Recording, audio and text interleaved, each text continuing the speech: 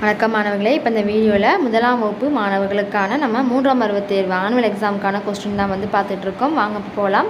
படங்களுக்கு உரிய முதல் எழுத்தை என்ன செய்ய சொல்லியிருக்காங்க, நமக்கு வட்டம் போட சொல்லியிருக்காங்க. ஃபஸ்ட்டு கொசு, அப்போ கொசுக்கு நேராக. அடுத்து வெங்காயம்னா வேருக்கு, அதுக்கு நேராக கோடு போட்டுக்கோங்க. அடுத்து தொப்பி, அடுத்து மொபைல், அந்த மாதிரி நமக்கு இந்த படங்களுக்குரிய எழுத்துக்கு நேராக என்ன செய்யணும், கோடு போடணும்.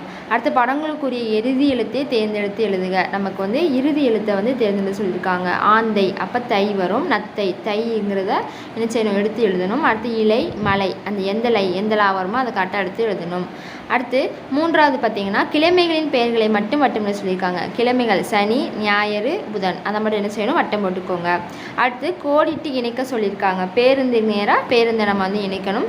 வானூர்திக்கு நேராக வானூர்தி இணைக்கணும். மிதிவண்டிக்கு நேராக நம்ம கோடு போட்டு இணைக்கணும். அடுத்து படத்துக்கு உரிய பெயரை எடுத்து எழுதுக. படம் கொடுத்துருக்காங்களா, அது என்னது, தோரணம், அப்போ எடுத்து எழுதிக்கோங்க. அடுத்து வவ்வால், அடுத்து சோளம், அந்த கோடு போட்டிருக்காங்களா அதில் எடுத்து எழுதணும். அடுத்து சில சொற்கள் உருவாக்க சொல்லியிருக்காங்க. மாதம், குடம், கோலம், அந்த இதை கூட சேர்த்து எழுதணும். அடுத்து எழுத்துக்களை முறைப்படுத்தி சொல்ல எழுத சொல்லியிருக்காங்க. எழுத்து மாற்றி மாற்றி எழுதியிருக்காங்க. நம்ம என்ன செய்யணும், அதை முறைப்படுத்தி எழுதணும். கொக்கு, தவளை, மேகம், அதை வரிசையாக எடுத்து எழுதிக்கோங்க. அடுத்து ஒரே ஓசையில் முடியும் சொற்களை எடுத்து எழுத சொல்லியிருக்காங்க. அவங்க நமக்கு ஏற்கனவே என்ன கொடுத்துருக்காங்க, கடை, வடை கொடுத்துருக்காங்க. அப்போ நம்ம அதே மாதிரி கூடை, எடை, குடை, அதை மூணையும் எடுத்து எழுதிக்கோங்க.